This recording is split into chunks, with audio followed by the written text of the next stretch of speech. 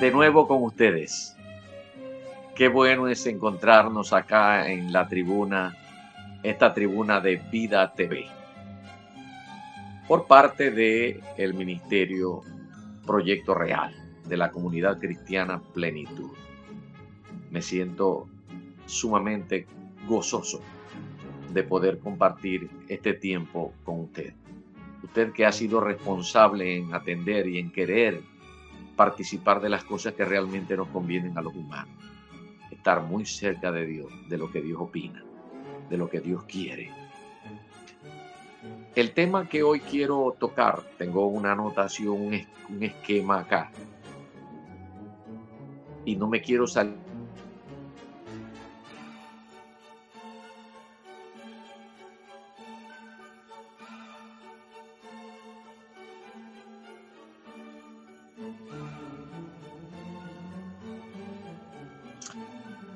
El tema es la transición. ¿Por qué hablo de la transición? Quiero enfocarme en la transición que tuvo que vivir el pueblo de Israel por causa de que el tiempo de Dios se había cumplido, tal como lo recoge Marcos en el capítulo 1, versículos 14 y 15, donde el mismo Señor Jesucristo dice, él mismo dijo, bueno, el tiempo de Dios se ha cumplido y el reino de Dios se ha acercado. Así que arrepentíos y creed en el Evangelio. El Señor Jesucristo, el Hijo de Dios, el Verbo humanado, se hizo hombre y habitó entre los hombres, pero cuando Él llegó tenía el propósito de que sucediera una transición.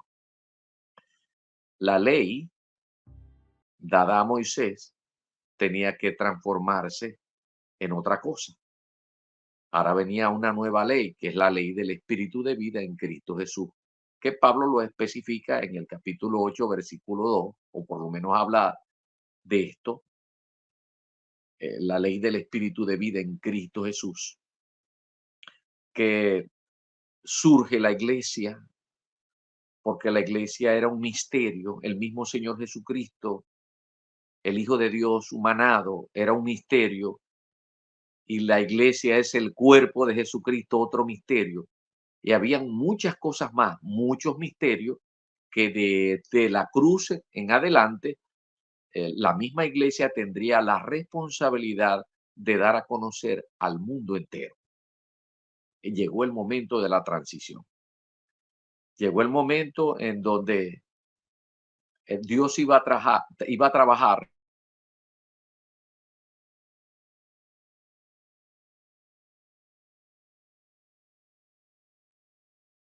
El segundo grupo son los gentiles y el tercer grupo es la iglesia. Es así como Dios lo ve. Tres tipos de grupos en nuestras sociedades. Están los judíos, están los gentiles y está la iglesia. Y Dios quiere trabajar para el momento en que Él llega. Él quiere trabajar básicamente con los judíos. A los suyos vino. Pero los suyos no le recibieron. Entonces, la Biblia cuenta la forma en la que Dios trabaja con su pueblo. Específicamente, él dijo, yo he venido a hablarles, yo he venido a ministrarles, yo he venido a atender a las ovejas de mi pueblo. Así de sencillo. Ahora le tocaría a la iglesia trabajar tanto con esas ovejas como con el resto del mundo. Ese es el gran trabajo y ahí esto se encierra dentro de lo que es la gran comisión. De manera pues que el punto central era cómo entrar en el reino.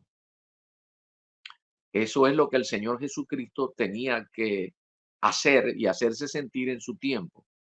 Cómo entrar en el reino y cómo ser partícipe del plan de salvación. Porque esa es la forma de entrar en el reino, siendo partícipes del plan de salvación.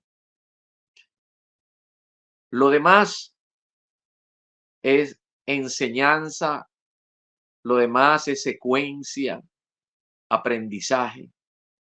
Entonces, tenía que ocurrir algo muy importante dentro de lo que Israel tenía como doctrina. El entendimiento que ellos podían tener para ese momento debía ser no eliminado, una palabra que me parece muy tosca, pero sí tenían que sufrir la transición, el conocimiento, la esencia de eso que tenían ellos por doctrina, algunas cosas que las tenían bien, otras muy errado. El Señor Jesucristo inclusive, cuando hace la predicación que se recoge en Mateo en el capítulo 5, que se le denomina el sermón de las bienaventuranzas, que cubre 3 capítulos, 5, 6, 7. Allí el Señor les está diciendo, la doctrina que ustedes tienen está mala, está deficiente.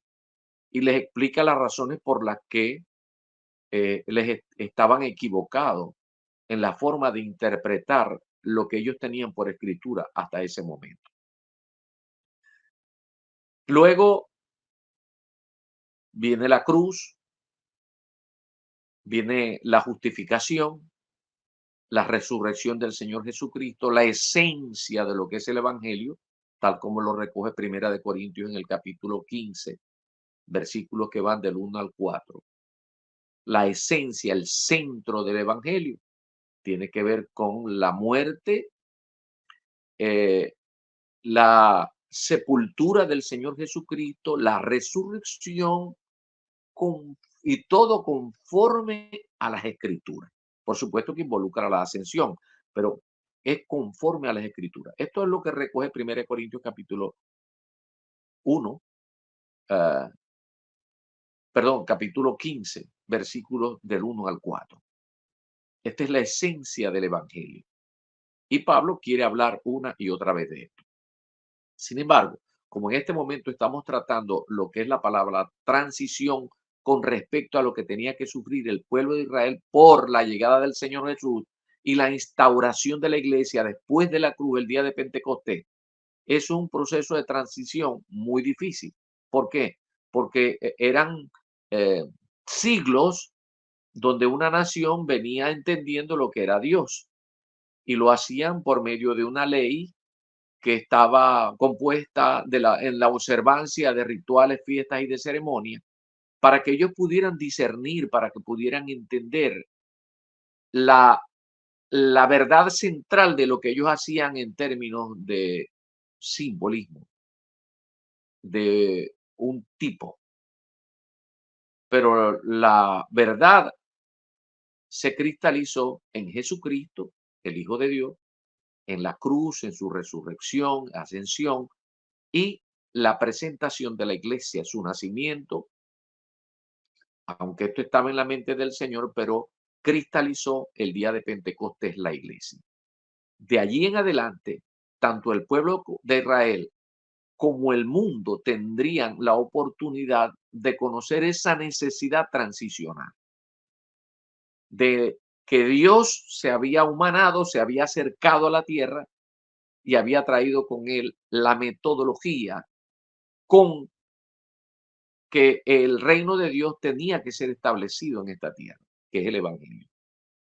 Ahora, el Señor Jesucristo eh, parte a los cielos, envía el Espíritu Santo, nace la iglesia y comienza un proceso en el que todo lo que se entendía de lo que ellos manejaban de acuerdo a la ley mosaica tenía que ser explicado porque ahora se trataba de una nueva vida, porque ahora estaban bajo un nuevo pacto, pacto al que el pueblo fue invitado, según lo expresa Jeremías en el capítulo 31, versos 31 al 34.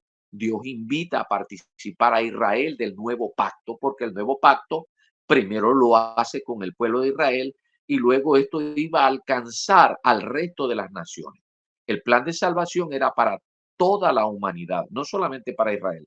Pero ellos pensaron que era para ellos nada más. estaba muy equivocado, porque Juan 3:16 recoge la esencia de lo que estoy compartiendo. Porque de tal manera amó Dios al mundo, que ha dado a su Hijo unigénito para que todo aquel que en él cree no se pierda, mas tenga vida eterna. Eso es para toda la humanidad. Pero los responsables de hacer la transición eran aquellos quienes habían participado primero de la ley mosaica, a saber, los primeros convertidos, que obviamente vinieron del pueblo de Dios, de Israel. La iglesia primera fue constituida básicamente en los primeros días o en los primeros años por israelitas. Esa es la razón por la que tiene que haber eh, algunos ajustes de parte de las características de los ministros, porque los ministros que actuaban en el antiguo pacto son un tanto diferentes a los ministros para la iglesia. Y es por ello que nosotros tenemos que insistir en esta particular señalización, porque muchas veces cometemos el error de pensar que el profeta del Nuevo Testamento, del Nuevo Pacto, funciona como el profeta del Antiguo Testamento. No, no es así, no es así. Entonces, hay para, para poder entrar al reino, tiene que ser a través del proceso de salvación, que es en Cristo Jesús. Y luego viene un mensaje con su mensajero. El mensaje es el evangelio y el mensajero es el Señor Jesucristo. Eso, el Señor Jesucristo durante 3 años y medio formó, escogió y formó, le dio instrucción bien cerquita a 12 hombres. Aunque muchos se acercaron, de acuerdo a lo que dice Primera de Corintios 15, eh, habían como 500, pero esos venían esporádicamente, se acercaban al Señor, pero los que Dios escogió son los que son denominados posteriormente como los apóstoles del Cordero, los que estuvieron con el Señor Jesucristo durante 3 años y medio en un intensivo ministerio, donde personalmente Él les enseñaba. ¿Qué les enseñaba? Al proceso de transición, dándoles a entender qué era lo que decía el Antiguo Testamento, todo lo que era la ley, y qué es lo que realmente era la verdad, cuál era la verdad y de allí en adelante qué tenían que hacer con esa verdad. ¿Para qué? Para no incurrir en los errores que habían incurrido la estructura sacerdotal de la ley, del anterior pacto mosaico. Entonces tendríamos un mensaje y un mensajero. Entonces viene el asunto del discípulo, hacer discípulo. Por eso es que él da la primera, él envía a la gran comisión, porque en la gran comisión el objetivo es hacer discípulo, el hacer discípulo. Y la materia prima con la que se iba a trabajar el discipulado era con el evangelio. Esa es la materia prima del discipulado, es hacer discípulo. Así como los hizo el Señor Jesucristo con 12, ahora esos 12 tendrían que multiplicarse, no solamente en medio del pueblo de Israel, a quien Dios siempre atendió, sino también con el resto de las naciones, con los gentiles, porque Dios quería hacer de estos dos pueblos uno solo, uno solo. Y ese uno solo iba a ser la iglesia, un nuevo pueblo. Ahora bien, eso no fue fácil, de eso consta y registra la historia. Al mismo Señor Jesucristo le costó la vida el poder traer y hacer esa transición. Le costó la vida. A los discípulos les costó la vida. A los de los 12 apóstoles, 11 de ellos murieron violentamente. Solamente uno murió de muerte natural. Se cree, pues, porque no hay ningún registro de que haya sido ejecutado. Y se trata de Juan, el discípulo amado. Por la transición, Jesucristo dio la vida. Por la transición, muchos de los discípulos dieron su vida.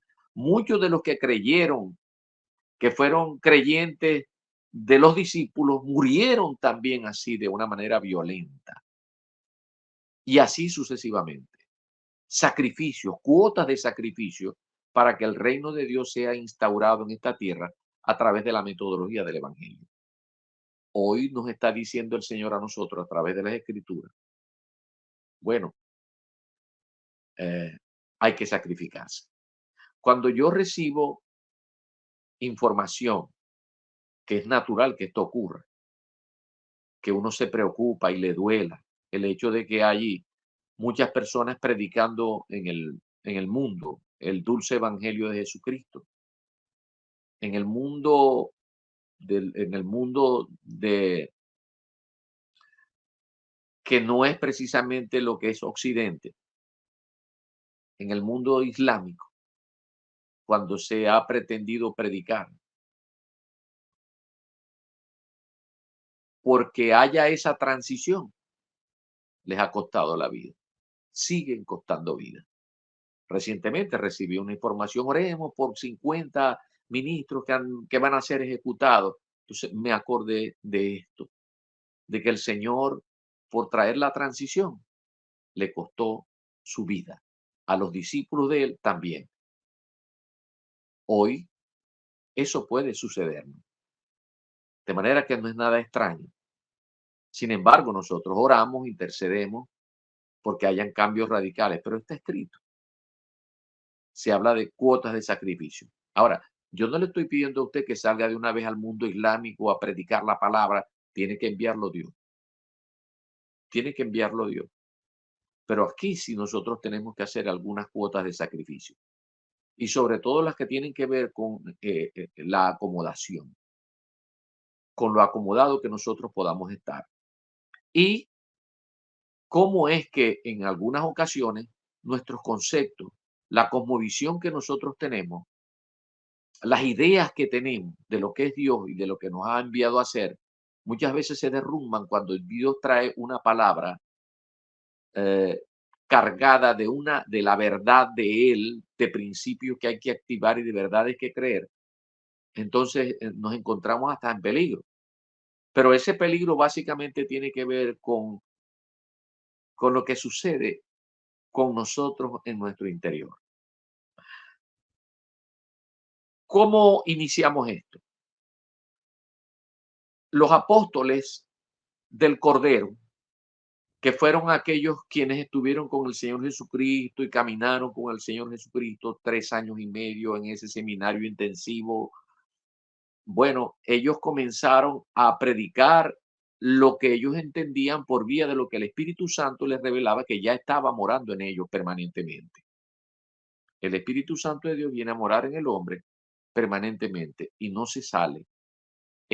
La Biblia habla de que nos sella con su presencia. Somos de Él.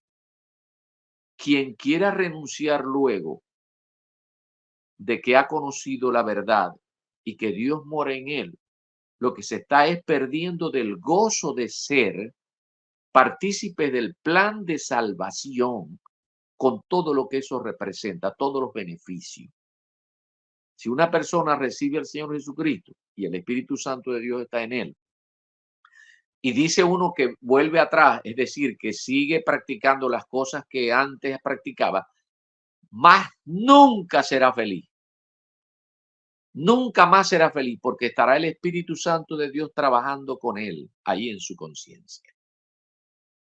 Hasta que se disponga a servirle al Señor y entonces él va a completar todo, todo su gozo, toda su alegría, todo lo que Dios, cómo Dios lo configuró, lo transformó.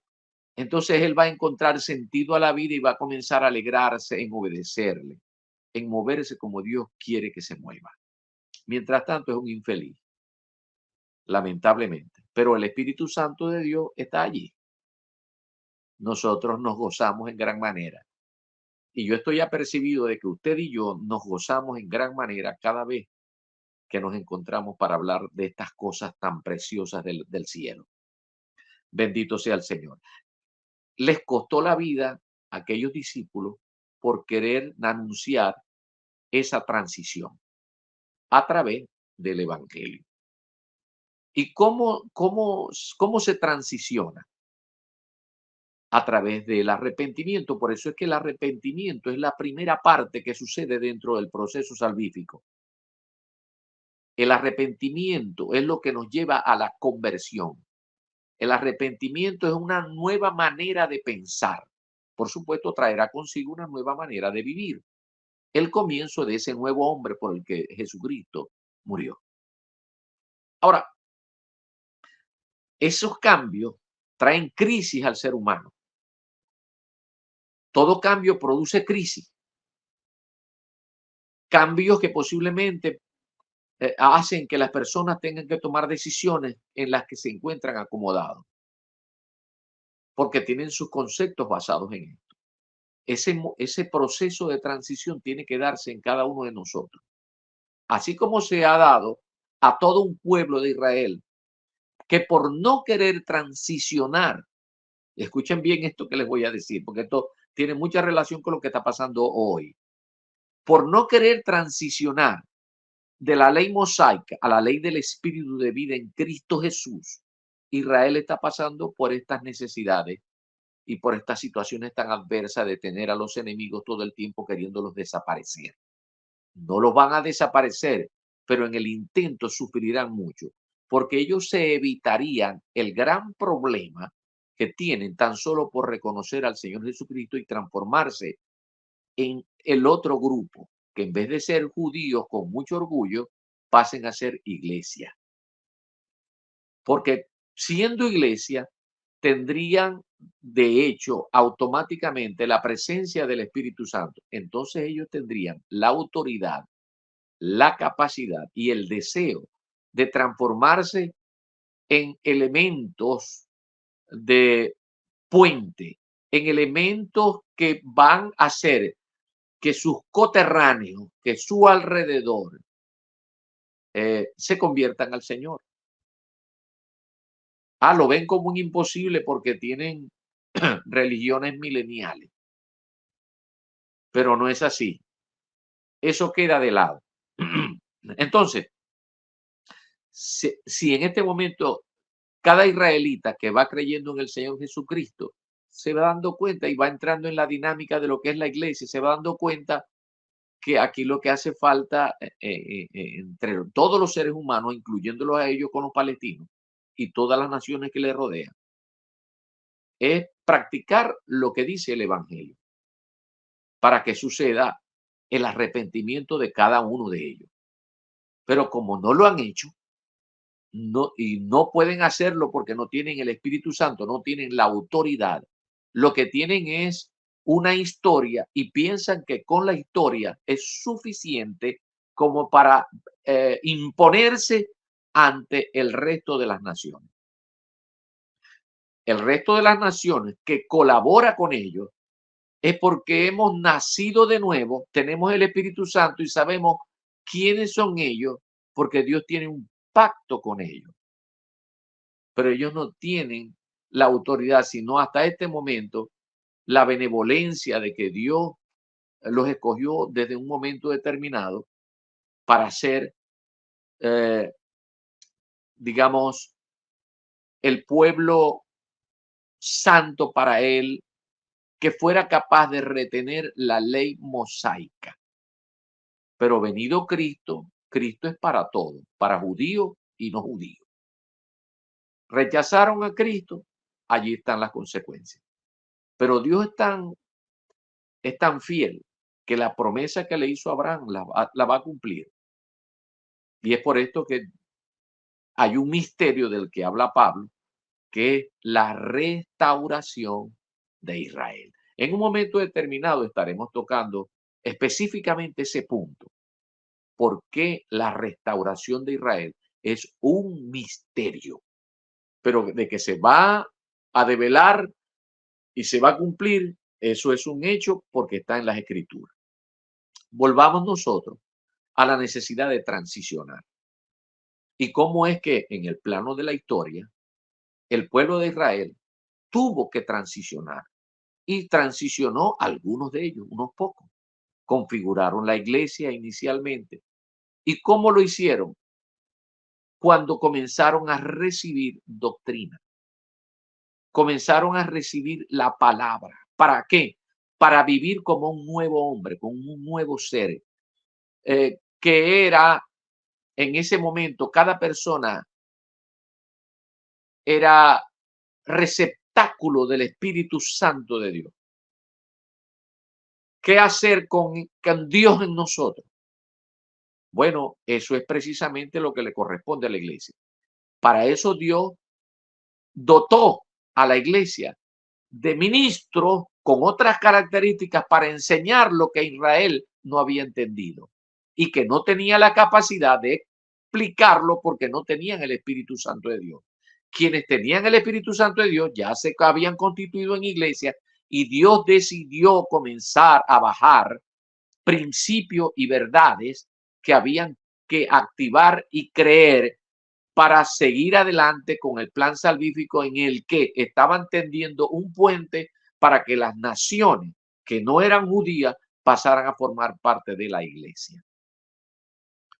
Esto no fue fácil. En el año 70 tuvo el Señor ya predicho, se los dijo. Esto lo recoge Mateo en el capítulo 24, versículo 2. ¿Ven ustedes esto? Le estaba señalando respecto de lo que ellos mismos le estaban mostrando en un momento determinado al Señor Jesucristo, el templo, lo precioso que era el templo. Es una maravilla del mundo antiguo, el templo de Jerusalén. Y entonces el Señor les dijo, bueno, ustedes lo admiran, pero yo les voy a decir a ustedes una cosa. Aquí no quedará piedra sobre piedra que no sea destruida. El Señor tuvo que destruirle el lugar donde realizaban religión, donde ellos sin entendimiento practicaban cosas y pretendían seguir practicándola, desechando a quien había venido para traer la verdad misma, él y lo que él hacía, porque Jesucristo es la verdad. Y todo lo que él hizo era verdad, era armonioso con lo que es la creación, armonioso con el Espíritu Santo, armonioso con el Padre, armonioso con la deidad y con los seres humanos, con el ambiente, con la naturaleza, con la creación misma. Y ellos rechazaron aquello. Lamentablemente, el Señor en el año 70 permitió que Tito, el general Tito, sitiara la ciudad, la derribara, derribaron el templo, eso fue sangriento. Fueron muchas semanas de lucha. Esto lo recoge Flavio Josefo en su libro, creo que se llama La Guerra de los Judíos. Y este escritor que nació en el año 35 de nuestra era y murió en el año 100, él fue funcionario de los romanos y estuvo allí como judío, trabajando a favor de los judíos, y él pudo describir los horrores que se vivió en el año 70. Bueno, eso tuvo que destruirles eso, pero luego vendría algo más difícil. Si les destruyó la estructura física, ahora venía la estructura mental. Y la estructura mental se derrumba, esa estructura mental de la religión, de lo que no es correcto, no porque la ley no era incorrecta, sino su interpretación. Inclusive, yo me atrevo a comprometerme con ustedes a, a demostrar cuando veamos los asuntos que tienen que ver con la ley, cómo es interpretada desde la perspectiva de la iglesia, la ley. Y de eso hablaremos en su momento. Pero por ahora, nosotros tenemos la ventaja como iglesia de que Dios constituyó a unos ministros. Estos son los discípulos que luego fueron ministros, ordenados ministros. Y si ministro, la palabra ministro, su significado es servidores. ¿Servidores para qué? Para el objetivo de hacer que se entendiera los principios que Dios iba a comenzar a revelar, las verdades que iba a comenzar a entregarle a la iglesia, esas que Pablo maneja como misterios, para que podamos vivir armoniosamente con toda la creación, que sigamos armoniosamente cumpliendo con su plan maravilloso de salvación y en armonía con la ley que él le escribió a los judíos, interpretada correctamente. Ahora bien, ¿quiénes se iban a encargar de esto? Entonces, el evangelio es no solamente es la cuantía de la información de las buenas nuevas. Yo digo esa cuantía porque es que cuando se habla de evangelio, evangelio es buena nueva. Ah, sí, buena nueva. Eso se trató en el Antiguo Testamento, se manejó como ese concepto. Hay historia de eso, pero con el pasar del tiempo, el evangelio fue cambiando su significado de lo que hoy entendemos, porque a Dios le plació y le reveló a Pablo que todo su plan se podía recoger con esa palabra que ya manejaban los griegos, evangelio, buenas nuevas. ¿Y cómo no van a ser buenas noticias? Tenían que ser buenas noticias el hecho de que Dios había planificado hacerse hombre en la persona de Jesucristo, en el Hijo, que se haría hombre y habitaría entre los hombres y llevaría a efecto el plan de la justificación.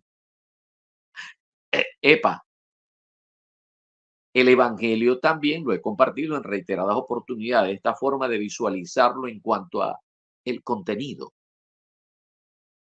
Todo lo que Dios hizo para que el hombre fuera salvo.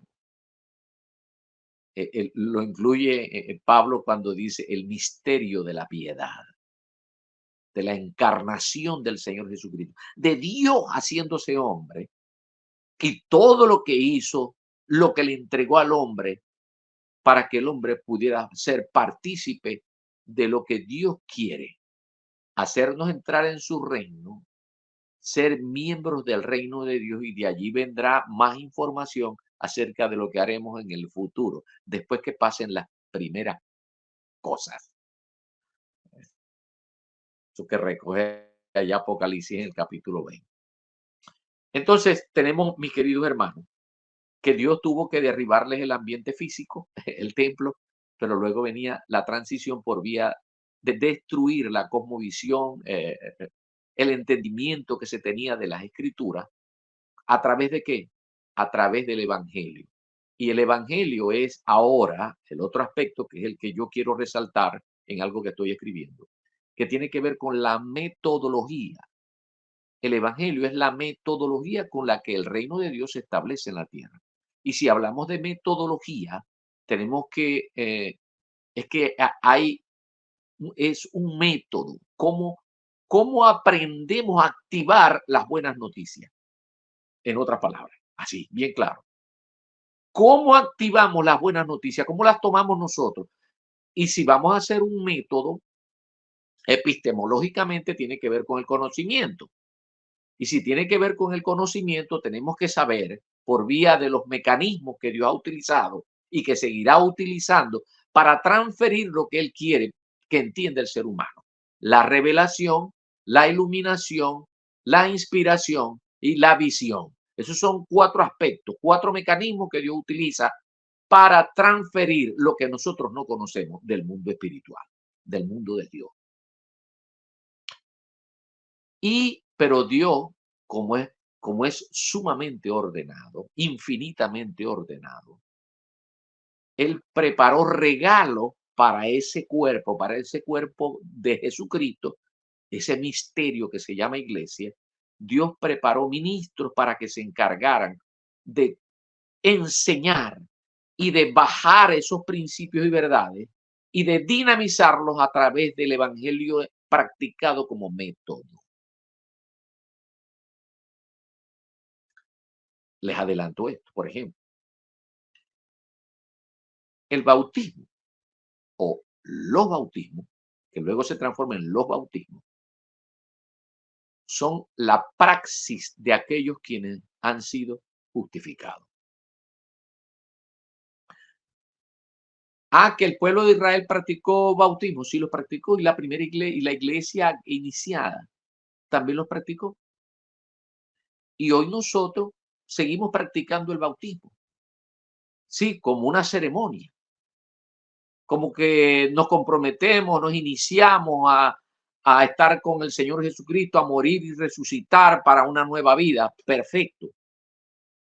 Pero cuando vamos a la práctica, cuando acudimos al evangelio como método, tenemos que enterarnos de que la palabra bautismo ha sido diversificada, o bautismo en agua, bautismo en sangre, bautismo en el cuerpo, bautismo en la muerte, bautismo en el Espíritu Santo, bautismo en el Espíritu Santo y fuego. Todo eso, ¿qué significa? Eso es lo que nosotros podemos vivir. Y esto es lo que a usted le tienen que enseñar en la congregación. ¿Qué significa el bautismo en la nube? ¿Qué significa el bautismo en su muerte? ¿Qué significa el bautismo en el cuerpo? Todo eso es para ser vivido, de manera que el bautismo como entendimiento ya deja de ser básicamente para la iglesia, o debe dejar de ser básicamente para la iglesia, un momento como para soñar y comprometerse ante un público, ante el pastor, ante Dios, de que va a hacer una ceremonia en la que se va a comprometer a llevar la vida nueva que Dios promete que hará. Entonces, ahora estamos llamados a vivirlo, a tener la praxis del bautismo. Cuando hagamos la praxis de esos bautismos en pleno entendimiento, que es lo que nos tienen que enseñar los ministros que dio como regalo a la iglesia, entonces nosotros estamos activando el evangelio como método, estamos viviendo el plan de salvación, estamos cumpliendo con todo lo que le correspondió a la iglesia y especialmente lo que tiene que ver con el área de predicar el evangelio, la gran comisión. Dios dio regalos. Con el evangelio se abordan entonces a los judíos y a los gentiles para que entonces venga la otra clase social que se llama la iglesia. Para ese pueblo, un nuevo pueblo, para el nuevo hombre. El nuevo hombre. Dios pensó en el nuevo hombre. De manera que si alguno está en Cristo, nueva criatura es. Las cosas viejas pasaron y aquí todas son hechas nuevas. ¿Qué cosas viejas tienen que pasar? Lo que estamos pensando, porque ya a los judíos les tumbaron el templo. Y usted no puede pensar que va a edificar un templo físico y pensar que ese es el equivalente al templo que le tumbaron a los judíos en el año 70 y usted lo va a transformar, usted va a hacer su equivalencia y va a empezar a adorar en ese templo. No, el templo es usted. Dios derrumbó un templo físico porque él iba a levantar uno nuevo. Él les dijo al tercer día, ustedes derrumban ese templo y en 3 días yo lo voy a levantar. Se estaba refiriendo al nuevo templo que somos nosotros, que al tercer día él iba a resucitar para que entonces nosotros nos transformásemos en el nuevo templo, en el nuevo hombre, en el nuevo receptáculo de Dios, porque el Espíritu Santo de Dios vendría a morar en este templo donde nuestro corazón es el altar de Dios. Alabado sea el Señor Jesucristo para siempre. Ahora bien, ¿cómo cambiar la estructura mental? Dice, yo tengo por aquí una escritura. Lo encuentro en Lucas, en el capítulo 5, versículos 33 al 39. Y dice aquí la Biblia. Voy a leerlo solamente en función del tiempo, ¿no? Los últimos 2 versículos, pero trata sobre la interrogante sobre el ayuno y la relación que hace el Señor el ayuno con respecto a los odres. Los odres eran unas vasijas fabricadas de cuero en donde guardaban el vino. Claro, cuando echaban el vino y venía el proceso de fermentación, si el odre era viejo, se reventaba. Entonces dice el Señor Jesucristo al respecto en los versículos 37 y dice, y nadie echa vino nuevo en odres viejos. De otra manera, el vino nuevo romperá los odres y se derramará y los odres se perderán, mas el vino nuevo en odres nuevos se ha de echar, y lo uno y lo otro se conservan. Y ninguno, fíjese la característica, dice que el Señor Jesucristo, de algunas personas que se niegan a hacer los cambios en su mente por vía de el arrepentimiento, la fe, el nuevo nacimiento, para que se transforme en un odre nuevo. Hay muchos que se niegan a eso, entre ellos el pueblo de Israel. Y hoy muchas personas se están negando a eso. Ya le voy a decir algún ejemplo. Y dice, y nadie echa vino nuevo en odres viejos, de otra manera, el vino nuevo romperá los odres y se derramará y los odres se perderán. Mas el vino nuevo se conserva. Y ninguno que beba del añejo quiere luego el nuevo, porque dice, el añejo es mejor. Las personas que no quieren cambiar se aferran a la religión y piensan que lo que están haciendo es lo mejor. No quieren cambio. ¿Saben por qué no quieren cambio? Porque el evangelio no es religión. El evangelio es una información y es un método que nos lleva al plano de tener que cambiar y de tener que renovar nuestra mente. Por eso Pablo decía una y otra vez, renovaos en el espíritu de vuestra mente, para que puedas comprender la verdad de Dios, la verdad de Dios. Sin embargo, hay muchos que se resisten. No, yo no quiero. Y eso es, mire, yo le estoy hablando de algo sumamente importante y muy puntual. Hay hay cosas que han transcurrido en la historia con respecto al bautismo. Voy a citar en este momento muy levemente, porque hablé hace pocos momentos acerca del bautismo. Y muchas personas quieren seguir pensando que cuando se sumergen en agua, en una ceremonia, y lo sacan otra vez, ya cumplió, ya es de Dios. Esa es la partida de nacimiento. No, ese es el compromiso de él. Por lo menos con algún compromiso, y lo seguiremos haciendo. Recientemente recibí de la congregación que yo pastoreo, puesto que yo estoy en Miami, la iglesia está en Maracaibo. Entonces allá se realizaron unos bautizos. Y la gente, bueno, va y se bautiza. Y bueno, la gente, algunos que se me acercaron durante años me decían, no, es que andan buscando sentir algo. Bueno, si necesitan eso, hay seres humanos que tienen que ver, como Tomás. Y entonces son metidas en las aguas y lo sacan. Ok, epa, se les acorrala. Ve que esto es un compromiso que estás haciendo. Pero también se les explica, se les acorrala y se les explica lo que realmente significa. Pero si nosotros no se lo explicamos, ellos piensan que por realizar una ceremonia ya son de Dios. Y no es así. Son de Dios cuando reciban a Cristo Jesús y el Espíritu Santo de Dios venga a morar en sus vidas. Y eso los va a sellar. Ajá, pero ¿cómo van a ser felices? ¿Cómo van a ser gozosos? ¿Cómo van a ser copartícipes de la gran comisión? ¿Cómo van a ser? Con la enseñanza, con la vivencia de lo que significa realmente el bautismo. Entonces, el Señor Jesucristo una y otra vez nos está enseñando. Hubo en la historia, digamos que una parte de la iglesia que se les ha denominado los anabaptistas, que ellos se opusieron a la iglesia católica en cuanto a la necesidad de bautizar a los niños. Ellos decían, no, los niños no tienen que bautizarse desde muy niños, porque ellos no tienen conciencia de lo que están haciendo, es decir, del compromiso de entregarle una vida nueva al Señor Jesucristo y todo esto lo que involucra el bautismo realmente. No, ellos por negarse a eso fueron perseguidos, muertos inclusive. Los anabaptistas hicieron eso. Ahora fíjense, han pasado algunos siglos, estoy hablando del siglo XIV, del siglo XV, que fueron perseguidos, hermano. Bueno, si hoy en el siglo XXI, 6 siglos después, 7 siglos después, 5 siglos después, no importa. Hoy, aquella gente fue capaz de dar la vida por mantener la posición de no hacer una ceremonia a un niño. Fue capaz de dar la vida por eso. ¿Cuánto más? Ahora usted, ¿cuánto más?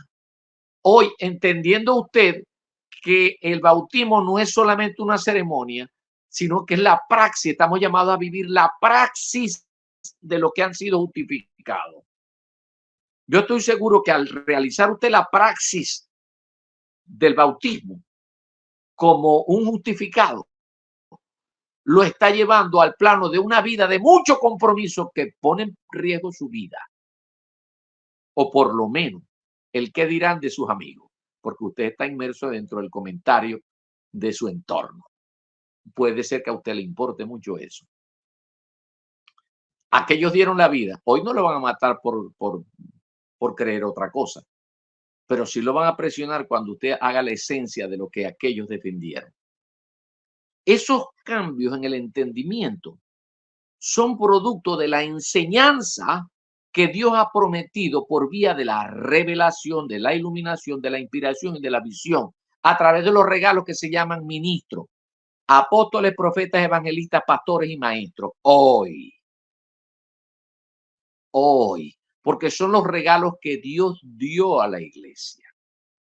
El Espíritu Santo de Dios ahora mora y los da como regalo. A ver, yo como ministro soy un regalo para la iglesia. Ah, que eso es un compromiso delante de Dios. Sí, yo lo asumo, pero es un privilegio y me gozo cada día en ser un instrumento de Dios, que sé que tengo mis responsabilidades, pero para mí es un gozo el poder escudriñar y compartir con usted lo que descubro de Dios. Ese es mi trabajo y mi gozo, mi alegría. Bendito sea el Señor. Por eso, Vida TV. Porque los que trabajan en Vida TV tienen el gozo de trabajar para que usted, en la comodidad de su hogar, de su trabajo, de cuando está conduciendo, pueda sencillamente poner su teléfono ahí, se sintoniza, y entonces escucha lo que a usted le conviene hoy, en medio de un mundo que lo presiona a hacer otra cosa. Bendito sea el Señor. ¿Cómo cambiar la estructura mental? Bueno, los judíos se han resistido, pero muchos poco a poco fueron cediendo. Y de eso hay historia, la historia de la iglesia. Muchos han ido cediendo y se han ido convirtiendo. Han ido participando del plan de salvación por vía de la dinámica del evangelio, por vía de la dinámica de las buenas noticias. Pero quienes mantienen vivo eso son los ministros que durante años, en cada etapa de la historia, el Espíritu Santo de Dios le ha dado la información que se requiere de cuáles son las verdades, cuáles son los principios que activar en cada momento para que Dios sea glorificado y nosotros seamos, digamos que bendecidos por actuar correctamente en armonía con todo, hasta con nuestro alrededor. Entonces, tenemos el mensaje, tenemos el mensajero. Ya les dije, por ejemplo, que dentro de los mensajeros están los apóstoles, los profetas, los evangelistas, los pastores y maestros.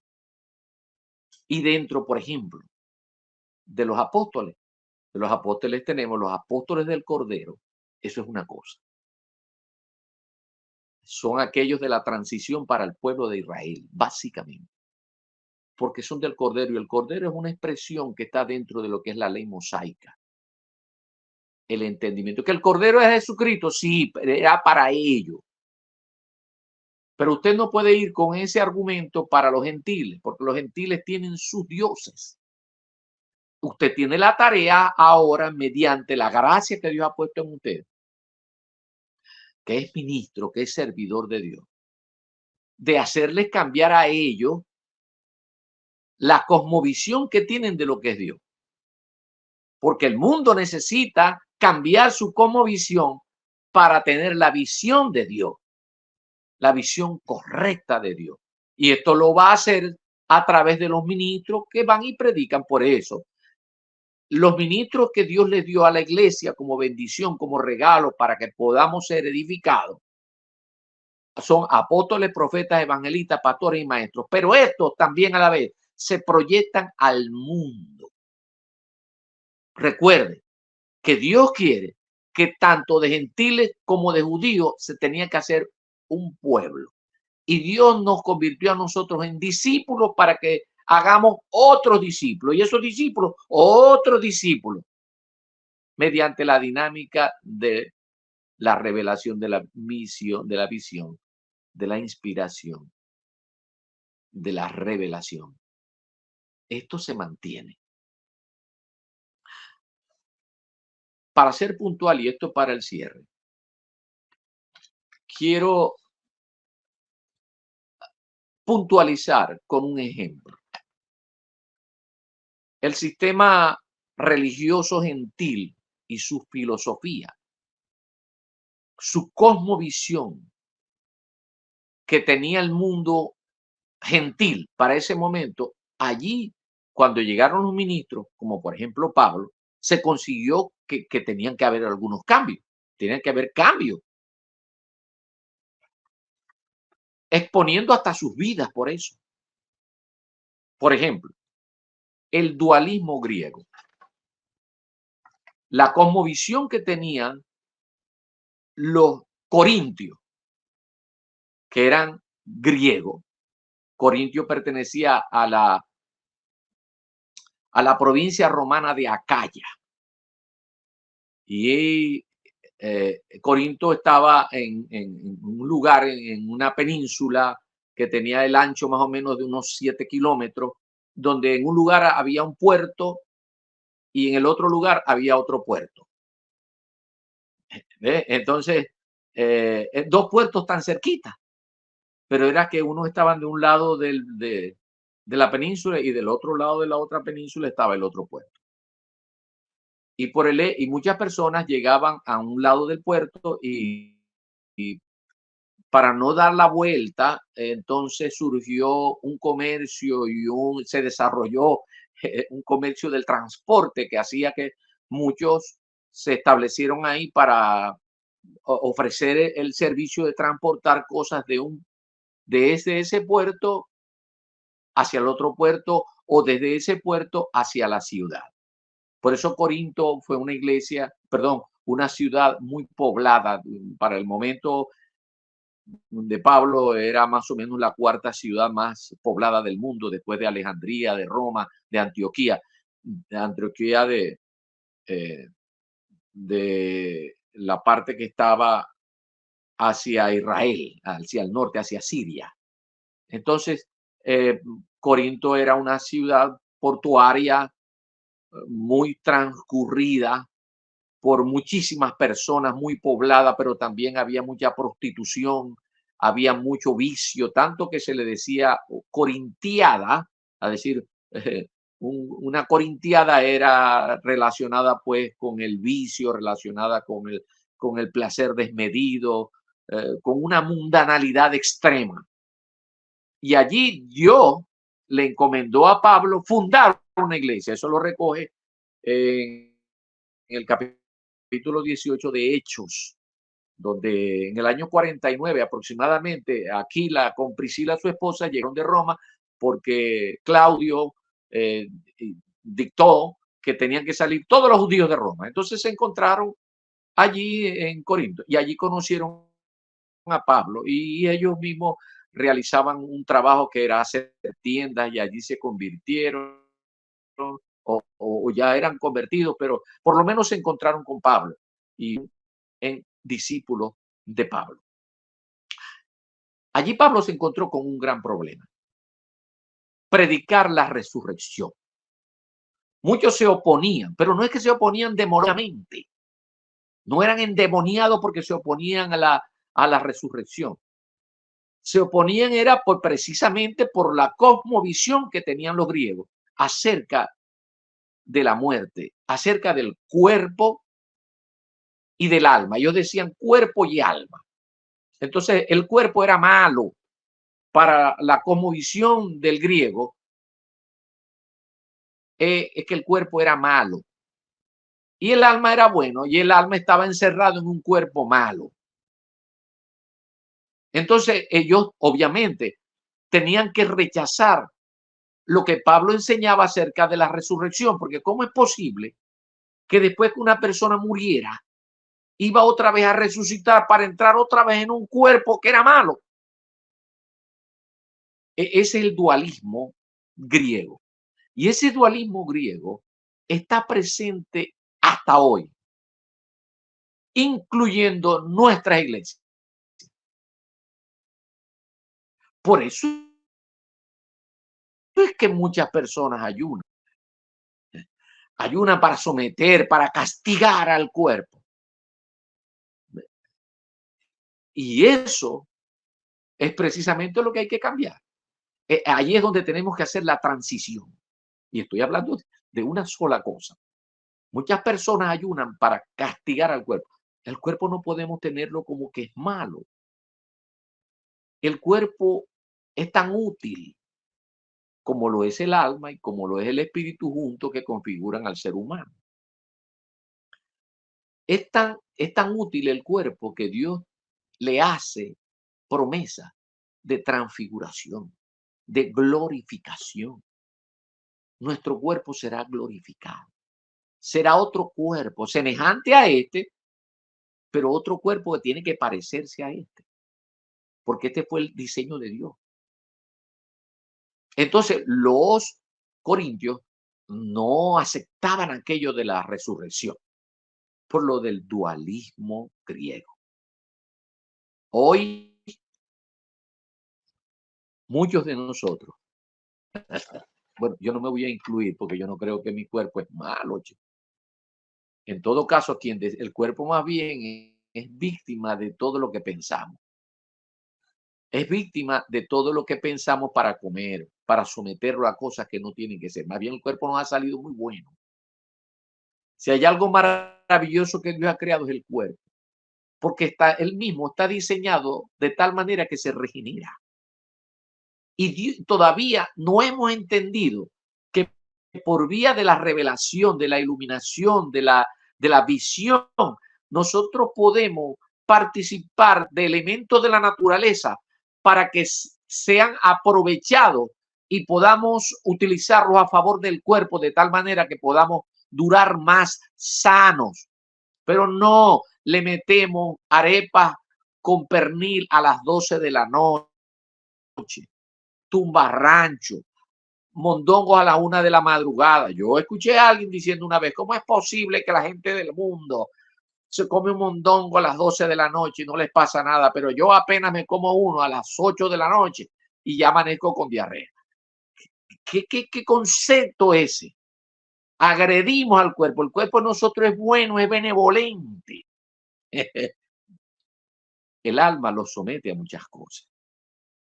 De manera pues que esa dualidad, ese ejemplo eh, que estoy trayendo en este momento, es para que comprendamos la necesidad de que tienen que haber muchas transiciones en nosotros, muchas transiciones, mucho entendimiento de lo que Dios quiere con nosotros, mucho entendimiento de la palabra de Dios.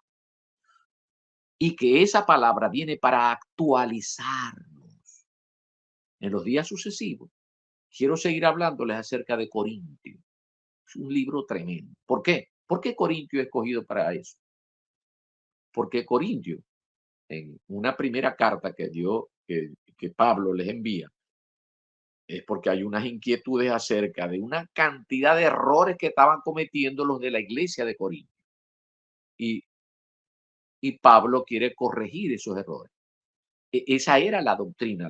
Lo que decía Pablo era la doctrina que venía de parte de Dios para actuar como el hombre nuevo, ahora que era iglesia.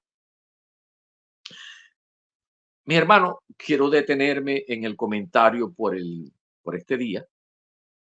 Creo que el tiempo ha tocado a su fin y quiero pues que usted se disponga a darle gracias a Dios juntamente conmigo. Gracias, Señor, por este tiempo tan especial, por este tiempo de comunión que tenemos como hermano o como un amigo o una amiga que está pendiente de lo que hoy se está hablando de Dios, para que hayan cambios radicales en su vida y pase a formar parte de la familia de Dios, pase a entrar en el reino, haciéndose partícipe de la salvación que es en Cristo Jesús, nuestro Señor y Salvador.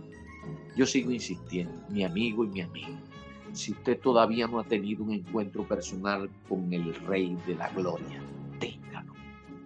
No le importe lo que opinen los vecinos, sus amigos, sus compañeros, la cuota de sacrificio que usted cree que va a tener que poner por caminar hacia la fe, por caminar hacia la vida. Hágalo. Todavía es tiempo. Hoy es día de salvación. Reciba al Señor Jesucristo en su vida. Recíbalo como su Señor y Salvador. Y transfórmese en un discípulo de Dios, en parte del templo nuevo, el cuerpo de Jesucristo, la iglesia bendita de Jesucristo, que fue pensada desde la eternidad y activada desde la cruz para acá. Qué privilegio el que tenemos. Mis queridos hermanos, gracias por el apoyo que le dan también a Vida TV a través de las diferentes plataformas, @Vida TV Play, y usted va a suscribirse e invitar a otras personas que se suscriban, que escuchen lo que nosotros manejamos acá. No solamente lo que yo digo, sino lo que otros ministros también hacen con el corazón de entregarle una cosa buena que viene de parte de Dios. Que el Señor me los bendiga en su grado.